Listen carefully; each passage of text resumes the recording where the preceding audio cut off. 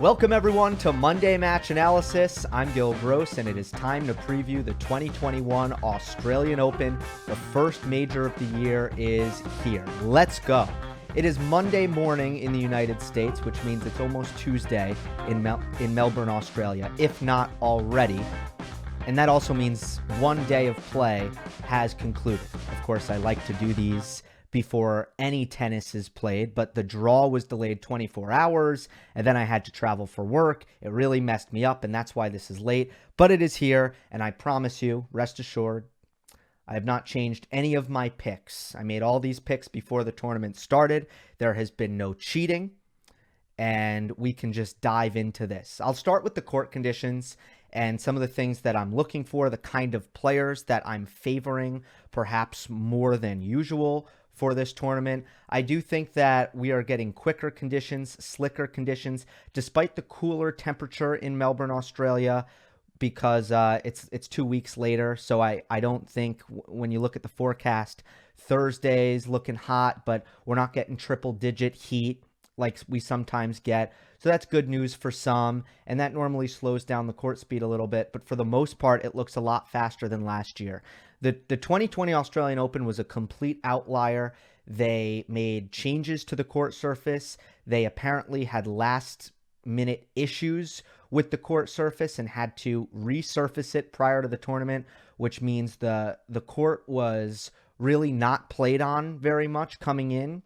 The more a court is played on, the more it tends to speed up. And we had a really slow Australian Open last year. I think it's a lot quicker this year. Dominic Thiem has said this, has said that, and a couple of other players I've seen have said that as well. That is how it looks to my eye, and that is the classic Australian Open that we are used to. In recent memory, the Aussies played fast, and 2020 was a reprieve from that, and I think it'll go back to being that way very, very soon. A couple of other things I have my eye on is the unusual buildup, of course, where some players are coming in without a lot of rest. I'm not sure that's a good thing. If you're a player like Dan Evans or Jannik Sinner, who made tournament runs and lifted trophies on Sunday, and then will have to play their first round match at the Aussie on either Monday or Tuesday, I'm not sure that's great. With that being said, I'm not sure it's great if you're coming into this tournament without a lot of match play, and perhaps you lost in the first round and you didn't play the first week in Delray Beach or something like that, or Antalya, I think it was. I'm not sure that's ideal either. So it's an unconventional buildup. I'm favoring players who either I'm very confident in physically, have good conditioning, and maybe if conditioning is less than usual, it'll still be above average. I like players who will serve big. Not only does that preserve the body, reduce the risk of injury and wear down, it also is kind of an easier thing to execute, normally does not diminish with lack of practice time. It's something that can be held up to a very high standard. So I like simple games, and I like good conditioning here because I think that's going to be a challenge for some players heading into the first week, the second week. We saw a lot of players withdraw before the Aussie last week in these tune-up events, kind of saying, look, my body doesn't feel right. I'm coming out of a 2-week kind of half quarantine, and I just need to take a break before I play a 2-week major. So which players are going to hold up physically? Players who have a history of holding up physically, I'm going to favor those players. So without further ado, let's get into the quarter-by-quarter breakdown. If you're new to the channel, here's how I do it. I talk about the top seeds, then I have a dark horse. The dark horse is the most likely unseeded player to make a run in the quarter. I put someone on upset alert. That is the seeded player who is most likely to lose early on. An early popcorn match is a match I'm most looking forward to watching in either the first or the second round. Let's start with top seed Novak Djokovic in the top half of the draw. He's in an eighth opposite Sasha Zverev. Well, a quarter opposite Sasha Zverev. Let's not be inaccurate here. With Gael Monfils, Milos Raonic, Stan Wawrinka, Dusan Lajovic, Taylor Fritz, and Adrian Mannarino. So at first glance here, first of all, I do think that Sasha Zverev is in a somewhat vulnerable spot coming into this tournament. I did not really think incredibly highly of his level coming in. I do know that he had some trouble today with Marcos Giron, but remember, he dropped a set to Giron, but I'm discounting that. This is how I felt before, coming into the tournament, that I think I've seen Zverev, and he's a player who, by the way, I think has played way too much physical tennis coming up or leading up to this event. Some 3-hour plus 3-setter marathon matches, and I don't think he looked quite as confident as he did when the season ended indoors on the tail end of 2020. With that being said, I see Zverev's eighth as a very weak eighth. I don't really see anyone in here. The seeded players are Gael Monfils and Dusan Lajovic. I have Dusan Lajovic going to the fourth round. He's a player who doesn't really like a surface this quick. He's a little bit better on a slow hard court or a clay court. You also have Adrian Mannarino in there. So I don't see anyone who is overly threatening to Alexander Zverev. Miomir Kecmanovic is a player who Zverev beat easily at Paris last year, I think 2-2.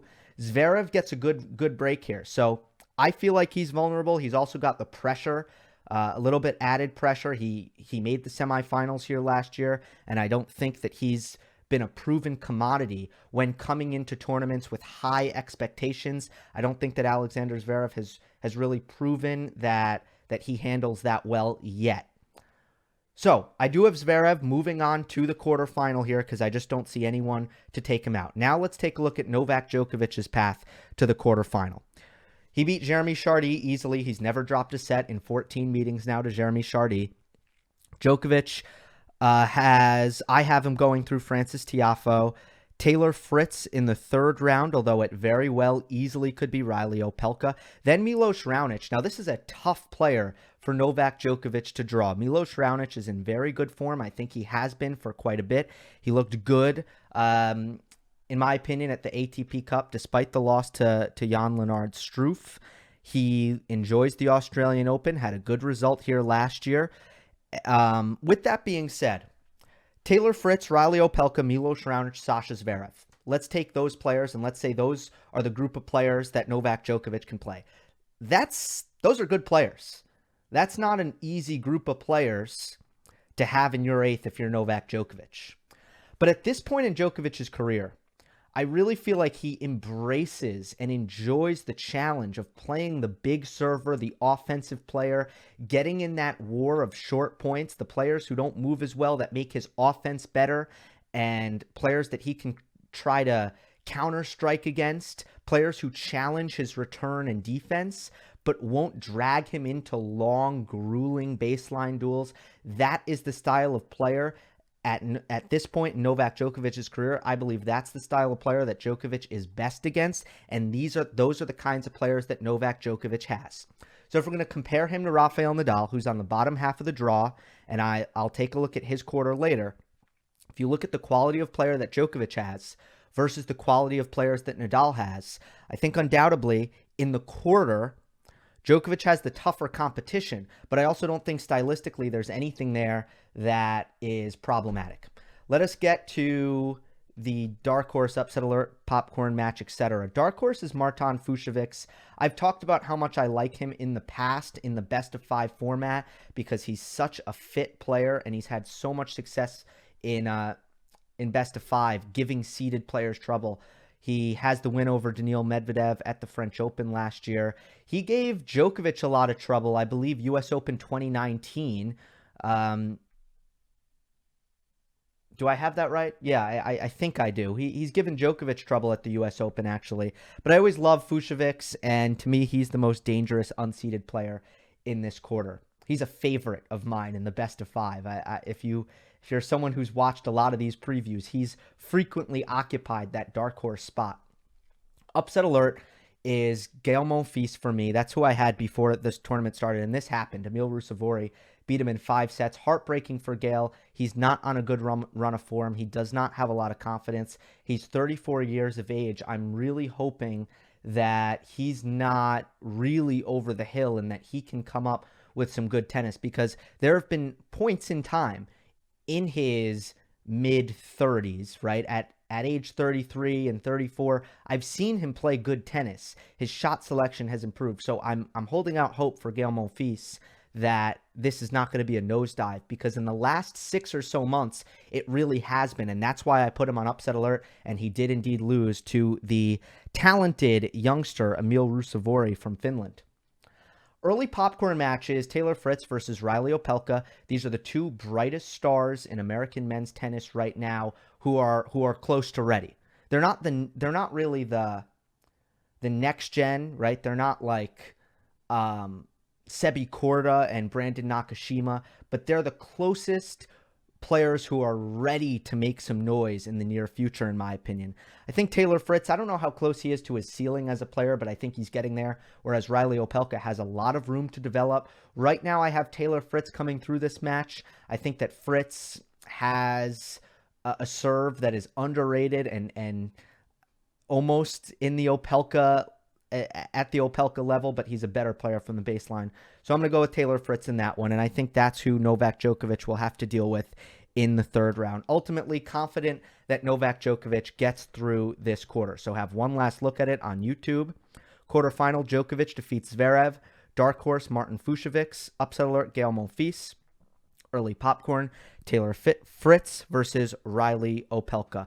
And by the way, one thing I failed to mention.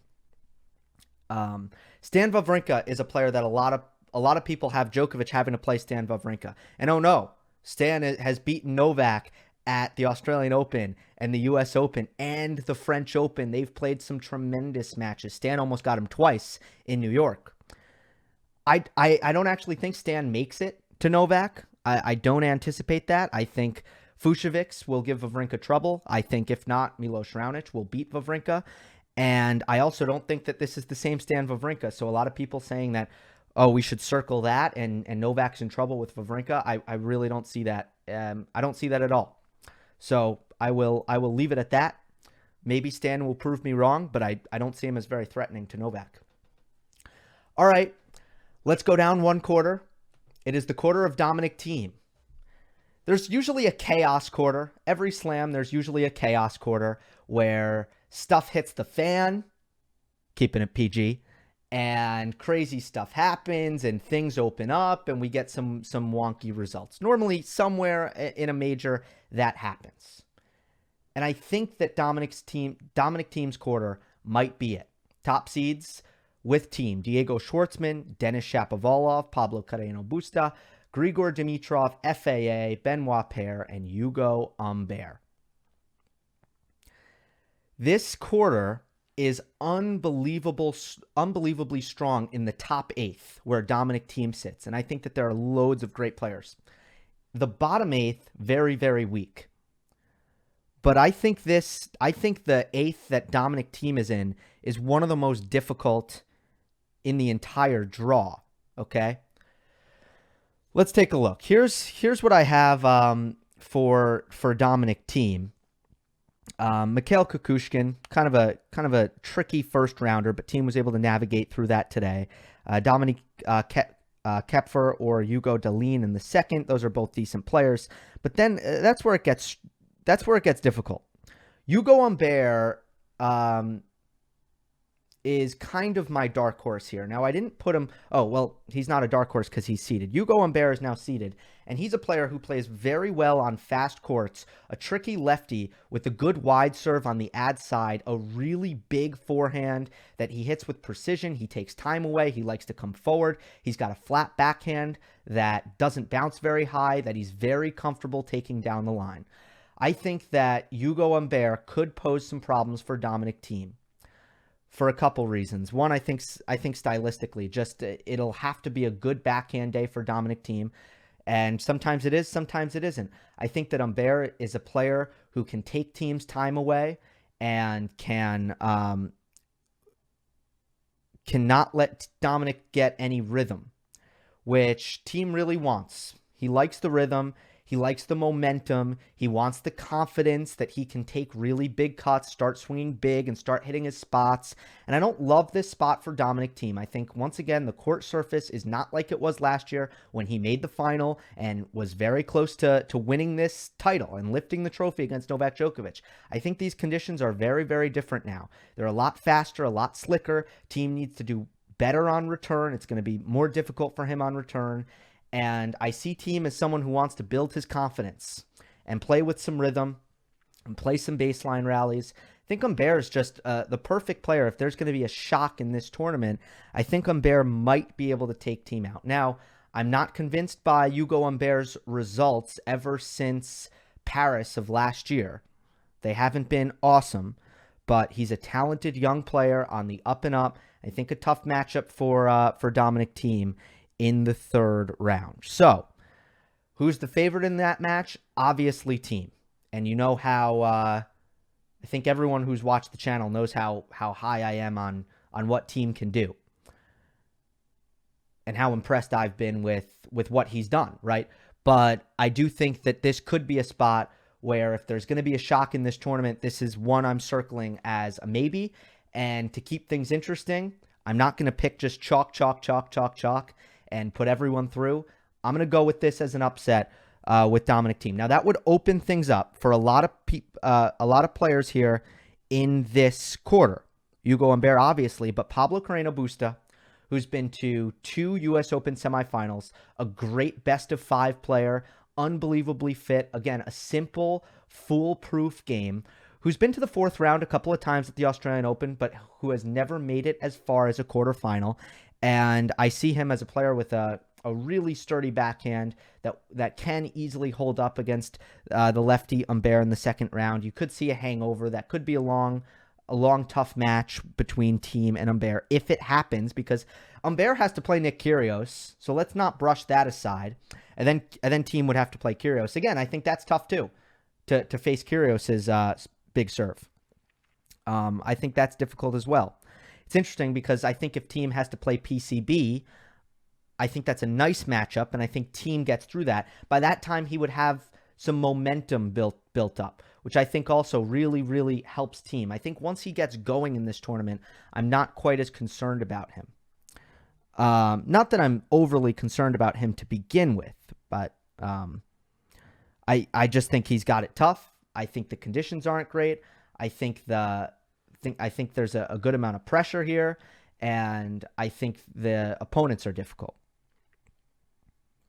So Pablo Carreno Busta, I think Diego Schwartzman gets through the bottom half. He is by far, I think he's got a weak 8th. No one who concerns me here. The dark horse is Aslan Karatsev, who is in Diego Schwartzman's little 8th. He's a player who hits the ball absolutely massive, whose results have been really impressive, albeit on the challenger level for the most part over the course of the last 6 months, ever since the tour paused. And he really has an ultra hyper aggressive game and the racket skills to back it up. So Karatsev is my dark horse. I don't feel overly confident or overly great about that, but I do think that he's worthy of that spot as the most dangerous unseeded player. Upset alert, Felix Auger-Aliassime just lost in the final against Dan Evans at one of the 250s last week. It's a tough pill to swallow, man. I think that FAA, there might be some residual from that. That was a terrible performance. He is now 0-7 in finals. He was pretty awful in that match, and I just wonder how demoralizing that might be for FAA to have to turn around, play right away, play a tricky opponent like perhaps Demir Zoomer or James Duckworth, the Aussie, in the 2nd round. And then in the 3rd round, he could get Shapovalov. He'll get the winner of Shapovalov and Bernard Tomic. How do I like to say that? I feel like I've went back and forth between Tomic and Tomic. So FAA, I'm a little bit concerned about his mental coming into this one. Plus rest. And we saw with Jannik Sinner in his loss to Shapo that rest is meaningful, and making the final last week it's good, but it's also bad perhaps for the Aussie. Early popcorn match, without a doubt, Shapovalov versus Sinner. It delivered. That's what I put before the tournament began, and it was a great 5-setter, which I'll have coverage for a little bit later on. All right, I think I covered all my bases here. Pablo Carreno Busta to the semifinal here. He's great in 5 sets. Grigor Dimitrov is also in this bottom 8th, and he's a tough opponent. So, again, I think this quarter is really, really strong. But I think PCB is someone, if everything breaks down and things get chaotic in this quarter, which I think they might, I think PCB just might be that steady hand that could see through all of the traffic. Let's go to Daniil Medvedev's quarter. He is the number 4 seed at this year's Australian Open. He's got his countryman Andrey Rublev opposite him in his quarter. Roberto Bautista Agut. Very, very difficult player in best of 5 and will like the conditions here. David Goffin, Borna Coric, Casper Ruud, Filip Krajinovic, and Lorenzo Sonego, the young Italian. All right, Daniil Medvedev's quarter. This is the quarter that I'm most confident about when it comes to what the quarterfinal will be. I really don't see Daniil Medvedev losing. I really don't see Andrey Rublev losing. They just tore through the ATP Cup, won it convincingly. No Rafa Nadal with Team Spain, which I think played into it, of course. And Italy beat Spain in the semifinals, and then Russia met Italy, and it was fairly straightforward. Matteo Berrettini losing to Daniil Medvedev, and Fabio Fognini losing to Andrey Rublev. Russia always had the best singles in the draw, and they deserved it. And I think that they are in an unbelievable state of mind. We've seen how winning these international events can really lift players up sometimes and put them in a great mood, a la Novak Djokovic winning the 2010 Davis Cup, or Rafa Nadal winning the 2004 Davis Cup for Spain. We've seen that happen. So Medvedev and Rublev just both look really untouchable, and I don't see anyone particularly concerning for either of them. I mean, I have Rublev going through Yannick Hanfmann, Thiago Monteiro, Lorenzo Sonego, and Jan-Lennard Struff, who is my dark horse in this quarter. I have Medvedev going through Vasek Pospisil, which is my early popcorn match. It's going to be interesting. Pospisil, again, I think very highly of the level that Pospisil has brought to the court. He's a player that comes to net. I know that they played recently last year. Did they play in Paris or something? Did Pospisil beat Medvedev, right? Pospisil has a win over Medvedev. I'm almost certain of that. And I'm looking forward to watching that match. That's a terrible draw for Medvedev. I think he still sees it through, but I really think that Pospisil is one of the best unseeded players in the entire draw. Medvedev after Pospisil, I have him going through Roberto Carballes Baena, Filip Krajinovic, ultimately David Goffin, although that could be Borna Coric, and I think it's actually more likely to be Borna Coric. Hold on, guys. I know this is really bad, but my laptop isn't plugged in, and I got to plug it in. So, hold on. All right, we're back. I know I just said I have Medvedev beating Goffin. On second thought, I think Borna Coric sees it through to the 4th round. So, Medvedev and Rublev, I'm really confident that they're going to meet in the quarterfinal. And I'm pretty bummed that they were in each other's 8th, especially for Andrey Rublev. Rublev is a guy who is best on hard courts. In his last 2 hard court events, he has been in Daniil Medvedev's 8th. Of course, I'm talking about the 2020 U.S. Open when Rublev had to play Medvedev. Those two have played 4 times, and Rublev has never taken a set off of his countryman. It's a terrible matchup for Andrey, and I feel for him because he's looking so good. He's beating everyone else, but I really can't favor him in a match against Medvedev, so I have Medvedev coming through this quarter. Again, dark horse is Jan-Lennard Struff. He's looked very impressive, beat Raonic, Lajovic, and took a set off of Rublev at the ATP Cup. We could see a rematch of Rublev against Struff in the 4th round. Upset alert, David Goffin just hasn't looked great at all. Lost to Carlos Alcaraz first round in his tune-up event. It's still not, I mean, I love Alcaraz, but still not a player who someone of David Goffin's stature wants to be losing to. And I'm a little bit concerned for Goffin. I haven't been able to see a lot. Again, this is what happens when a player loses first round a ton. Sometimes I'm missing it, and for Goffin. I'm not sure what's going on, but very bad run of form. And then again, I touched on it, but my popcorn is Medvedev versus Pospisil. Goffin plays Alexei Popyrin in the first round. Look out for that match. Popyrin's someone who has not been able to stay healthy, but at his best, he's a dangerous offensive player that Goffin needs to worry about. Oh, I should mention also that who has the misfortune of being in Jan-Lennard Struff's area? That would be 12-seeded Roberto Bautista Agut. So just to keep that in mind, we could have a Struff RBA second round. I think that would be an incredibly high quality, and I'm giving it to Struff in these conditions. Although RBA loves a quick hard court, I think that Struff can get to the net, impose his will, and that is a bit of an upset alert for me. If RBA gets through that, RBA versus Rublev could be fun if that match happens. Probably more, who knows? Who knows? That should be a good one. Looking forward to that one. Let's finish this one up with Rafael Nadal's quarter. Of course, I'll tell you what I have in the semifinals and the final after this, so I shouldn't say finish things up. But last quarter is Nadal's quarter. He is the number 2 seed. He is in an 8th with Stefanos Tsitsipas, Matteo Berrettini, Karen Khachanov, Alex de Minaur, and Dan Evans. This is a pretty interesting 8th. I think that Nadal has a pretty kind path until the quarterfinals, where I think there's a couple of interesting things looming. Now, Nadal comes in saying that his back is not feeling well, and for the better part of 15 days, he's been struggling with it, according to him. And that's definitely not what you want to hear at the Australian Open. For some reason, Nadal has had a lot of trouble staying healthy at this tournament.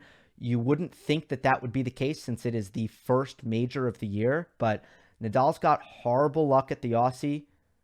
Not as bad as Andy Murray, right? Murray, who can't win a final and blew out his hip and then got COVID, but Nadal's a close second. Bad luck in Australia. So, again, dealing with the back injury. I think the good news for Nadal is he might have some time to play through this, and I don't think that there's anyone who's really threatening early on for Nadal. So in that respect, I think both Djokovic and Nadal, neither of them really got hammered here. Laszlo Djere is a really good player, but mostly on a clay court in the first round, then Viktor Troicki in the second, if not Michael Mmoh. Third round, Cameron Norrie or Dan Evans. Nadal's a horrible matchup for Dan Evans. I love Dan Evans, great player, but also I think could have some fatigue issue and is an awful matchup for Nadal. That's one I'm circling for a possible upset. I have Dan Evans on upset alert because I don't see him as a player who's always in the best condition in the world. So for him to start playing best of 5 after the run that he had the week prior without any rest, which was made worse by the COVID pause mid-tournament last week, Dan Evans is on upset alert for me in this quarter. I think Nadal might have to face Cam Norrie, no issue there. Alex de Minaur in the 4th round. Yeah, they played a good 3-set matchup. I think Demon, the way he takes his backhand early, can bother Nadal a little bit, but the intensity that Alex de Minaur needs to maintain in order to compete with Nadal in best of 5 is really not possible. So I don't see Alex de Minaur as someone who can really make Nadal sweat too badly. And then in the quarterfinals, I do have Stefanos Tsitsipas getting through to this Nadal match. And this is one I really went back and forth on this one, especially given what Nadal is saying about his back. But I think if Nadal gets this far, I would like to think that he will have played through the back issues and that he'd be feeling 100%. I think on a slick, quick hard court, as much as people might think on the surface that, oh, that's great for Tsitsipas because he's an aggressive player and he likes to come forward. Yes, but no. And I think that Nadal can find the Tsitsipas backhand and find it effectively and break down that contact point enough that I give Nadal a slight edge in this quarterfinal, but oh so slight. I see this as very close to a 50-50 call for me at this stage in the tournament, but we will keep you posted on that one. Early popcorn matches, Matteo Berrettini versus Kevin Anderson in round 1. These are two players who I could see making runs, and I have Berrettini coming through and meeting Tsitsipas in the 4th round. That would be a tough matchup for Stefanos, who has struggled with the biggest servers on tour, and Matteo Berrettini looks like he is in great shape. Better shape than he was last season. I expect him to look a lot more like he did in 2019. With that being said, I like Berrettini a lot better on the natural surfaces, clay and grass, and I have Tsitsipas coming through. Dark horse in this quarter, I got to give it to Carlos Alcaraz. He's at the stage of his career where he is so he's on such a cannonball trajectory that I don't see nerves really getting in the way. I see him as someone who probably feels invincible right now, tons of confidence and so much game to back it up. So Alcaraz is my dark horse. I'm guessing that once he gets to Hubie Hurkacz, I think that's going to be a tough one in the 2nd round. And I don't favor Carlos in that one. But with that being said, I do think that is one that I have circled. I'll definitely wanting to be watch Carlos Alcaraz and Hubie Hurkacz in the 2nd round if that match comes to fruition. I do know that this Dutch player, I think it's Van den Sloot, I think that's how to pronounce it. I know that he's a very good player as well, so maybe he can take out Carlos Alcaraz in the 1st round. Have I covered my bases? I got my dark horse Alcaraz, upset alert, Dan Evans, early popcorn, Berrettini versus Anderson. I think I have covered my bases here. All right, we've made it. Let's go to the final weekend. Now, a quick disclaimer before I get there. I am not going to hyperanalyze these matches. These matches may not happen. I'm not going to sit here and take a lot of time justifying the matchups and blah, blah, blah, blah, blah, because it could be a waste of time. Of course, if they do come to fruition, I will have preview videos, and that's where I will get into detail. So let's not go crazy, but here's what I have. Final weekend, the reveal. There it is. Novak Djokovic defeats Pablo Carreno Busta in the semifinals, 4 sets. Daniil Medvedev defeats Rafael Nadal in the semifinal, 4 sets. Djokovic defeats Medvedev in the final, 5 sets. That would be the 2nd straight year. Novak Djokovic defeats his younger opponent in the final of the Aussie in what I am predicting as being 5 sets. Djokovic PCB, I don't think that requires that much justification. Novak can do a lot more than PCB in a couple of areas. Daniil Medvedev over Rafa Nadal, I really feel strongly that Daniil Medvedev is the 2nd favorite in this tournament after Novak Djokovic with the form that Daniil is in. And I think him being fresh coming in, and I know that he played ATP Cup matches, but they weren't long physical matches. They were quite easy, which is the best possible thing you can do. You get matches under your belt, you build confidence, you get repetition against different style of opponents, and you play short matches. Medvedev is the ideal here. That's exactly what you want. I do think that he is just looking amazing in a great spot. And these slick, low bouncing conditions, this on a hard court, this is ideal. This is Medvedev. These are Medvedev's conditions. They cannot get any more perfect. So I believe he should be favored over Rafa Nadal. He also does have some patterns that can bother Nadal. We saw it last year at the Tour Finals. We saw it in the U.S. Open Final in 2019. Medvedev is used to playing Nadal. Nadal has had a lot of success against Daniil, and I think Rafa has things that he can do as well. But I think Medvedev in these conditions should be the favorite. And then finally, Djokovic over Medvedev in 5 sets. This is not about tennis. This is not a tennis pick. This is an intangible pick. This is all mental to me. That's what is having me pick Djokovic here. I think that I've never really seen Medvedev be overcome with nerves. But what I learned from the U.S. Open final last year is that that's no reason to assume that you'll never see it. And Medvedev, if you look at the last time he was in a major final against Nadal, right? He came into that one on first of all, a massive run of incredible results and confidence. Talk about a cannonball trajectory, if I can use the same phrase that I did moments ago. And also a heavy underdog. So both heavy underdog against Nadal, inexperienced, which actually sometimes helps. If you've never been there before, you don't even realize kind of where you are until you're already there, if that makes sense. Kind of the young and naive mindset that you'll sometimes see from players who just broke onto the scene, right? Now Daniil Medvedev has expectation. People expect him to do well, and people are looking at their watch and saying, when are you going to break through? Daniil Medvedev is a player, and you're thinking, when are you going to actually beat a member of the big three in a major event, best of 5 in a final? When is that? That is the next step. We've talked about that is the next step for your for Dominic Thiem and Daniil Medvedev and Stefanos Tsitsipas and Alexander Zverev beating Nadal, Djokovic, perhaps Federer in a big match at a major.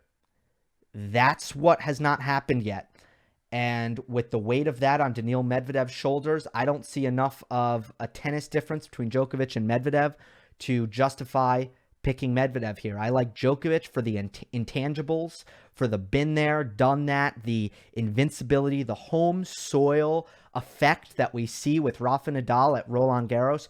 Djokovic has that in Melbourne, inside the beautiful Rod Laver Arena, which is why I have Novak Djokovic coming through here. All right, that'll do it, folks. For coverage throughout the tournament, make sure you're following me on Twitter at Gill_Gross. Make sure you're subscribed to the channel. Remember that Monday Match Analysis is available on all podcast platforms. Leave a rating and a review on Apple Podcasts. The link is in the description. Hope you enjoyed. Don't forget to subscribe, and I will see you next time.